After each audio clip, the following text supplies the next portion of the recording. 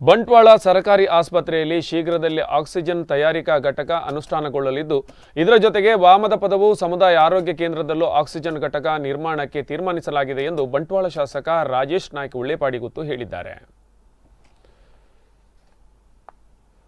ಶಾಸಕರ ಕಚೇರಿ ನಡೆಸಿದ ವಾರ್ ರೂಮ್ ಪ್ರಮುಖರ ಸಭೆಯಲ್ಲಿ ಈ ಬಗ್ಗೆ ಮಾಹಿತಿ ನೀಡಿದ ಅವರು, ಈಗಾಗಲೇ ವಾಮದಪದವು ಆಕ್ಸಿಜನ್ ಘಟಕಕ್ಕೆ ದಾನಿಯೊಬ್ಬರು ಮುಂದೆ ಬಂದಿದ್ದು ಅದಕ್ಕೆ ಅಗತ್ಯವಾಗಿ ಬೇಕಿರುವ ಕಟ್ಟಡ ನಿರ್ಮಾಣವೊಂದನ್ನು ಶೀಘ್ರವಾಗಿ ಮಾಡಿಕೊಡಲಾಗುತ್ತದೆ. ಅದರ ಅನುಮತಿಗಾಗಿ ಜಿಲ್ಲಾಧಿಕಾರಿ ಒಪ್ಪಿಗೆ ಪಡೆದು ತಹಶೀಲ್ದಾರ್ಗೆ ಸೂಚಿಸುವುದಾಗಿ ತಿಳಿಸಿದರು. ಬಂಟ್ವಾಳ ಸರ್ಕಾರಿ ಆಸ್ಪತ್ರೆಯಲ್ಲಿರುವ ಹೆಚ್ಚುವರಿ ವೆಂಟಿಲೇಟರ್ಗಳನ್ನು ವೆನ್ಲಾಕ್ ಆಸ್ಪತ್ರೆಗೆ ನೀಡಲಾಗಿದ್ದು ಬಂಟ್ವಾಳದ ರೋಗಿಗಳಿಗೆ ಆದ್ಯತೆ ನೆಲೆಯಲ್ಲಿ ಅಲ್ಲೇ ಚಿಕಿತ್ಸೆ ನೀಡಲು ವ್ಯವಸ್ಥೆ ಮಾಡಲಾಗಿದೆ. ಒಟ್ಟು 33 ಗ್ರಾಮ ಪಂಚಾಯತ್ಗಳಲ್ಲಿ ಟಾಸ್ಕ್ ಫೋರ್ಸ್ ಸಮಿತಿ ಸಭೆ ನಡೆಸಲಾಗಿದ್ದು ಉಳಿದ 6 ಪಂಚಾಯತ್ಗಳ ಸಭೆ ಶೀಘ್ರವಾಗಿ ಮುಗಿಸಲಿದ್ದೇವೆ ಎಂದು ರಾಜೇಶ್ ನಾಯ್ಕ ಉಳ್ಳೆಪಾಡಿಗುತ್ತು ಹೇಳಿದರು.